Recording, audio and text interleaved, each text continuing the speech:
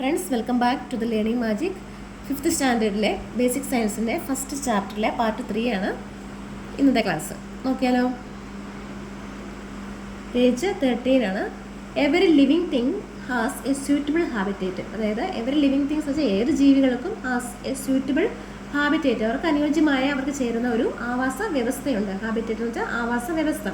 Discuss with your friends, നിങ്ങളുടെ ഫ്രണ്ട്സുമായിട്ട് discuss ചെയ്യുക.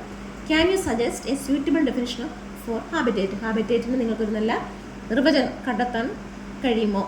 Observe your surroundings and find different types of habitats. നിങ്ങൾ നിങ്ങളുടെ ചുറ്റുപാട് ഒബ്സർവ് ചെയ്ത് നിരീക്ഷിക്കുക. യുവർ സറൗണ്ടിങ്സ്, അതായത് നിങ്ങളുടെ ചുറ്റുപാട് നിരീക്ഷിക്കുക. ആൻഡ് ഫൈൻഡ്, അത് കണ്ടെത്തുക. എന്ത്? ഡിഫറെൻറ്റ് ടൈപ്സ് ഓഫ് ഹാബിറ്റേറ്റ്സ്, വ്യത്യസ്ത തരത്തിലുള്ള ആവാസ വ്യവസ്ഥ കണ്ടുപിടിക്കുക.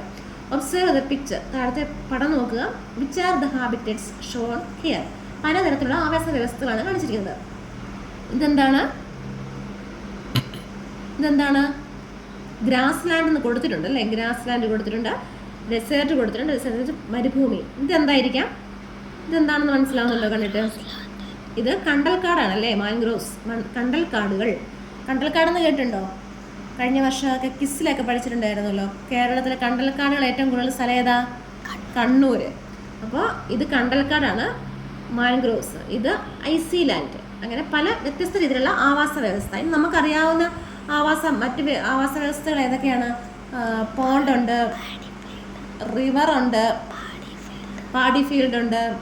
അങ്ങനെ ഒരുപാട് വ്യത്യസ്തങ്ങളായ ആവാസ വ്യവസ്ഥകൾ അടങ്ങിയ ഒരു ഭൂപ്രദേശമാണ് നമ്മുടേത്. നമുക്ക് ചുറ്റുപാട് നോക്കിയാൽ നമുക്ക് കണ്ടെത്താനായിട്ട് കഴിയും. വെള്ളത്തിനടിയിലുണ്ട്, കടലിനടിയിലുണ്ട്, കുളത്തിനടിയിലുണ്ട്, കരയിലുണ്ട്, ഒക്കെ ആവാസ വ്യവസ്ഥയുണ്ട്. മരുഭൂമി വരെ ഉണ്ട്, ഐസി ലാൻഡിലുണ്ട്. ഇനി ഫുഡ് കാർഡ്.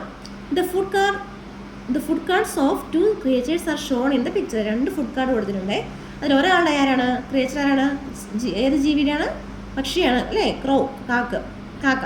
നോക്കാം. ഫുഡ് എന്താണ് കാക്കയുടെ ഭക്ഷണങ്ങൾ? സ്മോൾ ക്രിയേച്ചേഴ്സ്, അതായത് ചെറിയ ചെറിയ ജീവികൾ.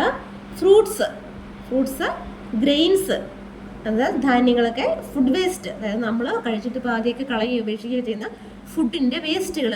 റിമൈൻസ് ഓഫ് ഡെഡ് ഓർഗാനിസംസ്, അതായത് ചത്തുപോയ ജീവിയൊക്കെ ചീഞ്ഞ് എവിടെയെങ്കിലുമൊക്കെ കിടക്കുന്നുണ്ടെങ്കിൽ കാക്ക കൊത്തിക്കൊണ്ട് പോകാറില്ലേ?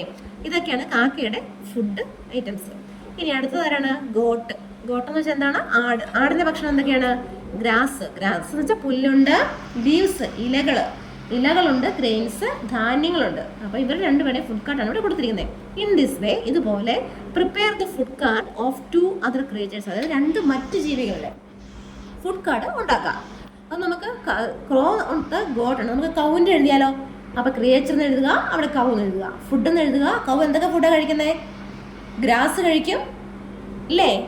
ഗ്രാസ് ഉണ്ട്, ലീവ്സ് ഉണ്ട്, ഗ്രെയിൻസ് ഉണ്ട്. അങ്ങനെ പശു ആടും ഒക്കെ തമ്മിൽ വലിയ വ്യത്യാസങ്ങളില്ല അല്ലേ? അതുപോലെ റാബിറ്റിന് കൊടുക്കാം, ഡീറിൻ്റെ കൊടുക്കാം. അങ്ങനെ നമുക്ക് സ്വന്തമായിട്ട് 2 ജീവികളുടെ ഫുഡ് കാർഡ് ഉണ്ടാക്കാനാണ് ഇവിടെ പറഞ്ഞിരിക്കുന്നത്.